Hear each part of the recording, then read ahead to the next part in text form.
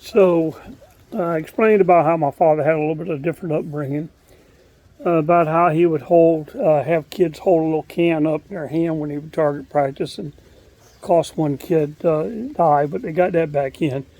The kid that he shot while he was riding a bike, that kid was fine too. The bullet just went through his leg. But my point was not that Dad was wrong, okay?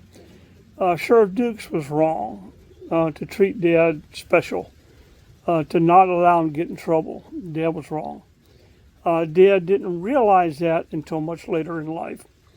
But Dad was raised in a very, I consider a very racist environment there on a southern plantation. Like Miss Ruth, her job, I took some squirrels over to Miss Ruth's house one time. Her only job on the place was to kill anything that, or clean anything that Dad bought over, squirrels, fish, and such, that sort of thing. And for that, she had a house and, she was paid. So Dad grew up with a sense of entitlement. But when he went into the Air Force, I sincerely believe that he changed. But it took a long time, many, many years. Dad used to get up early in the morning, many years later in life, and take food in boxes over to poor people's houses, especially African American black people.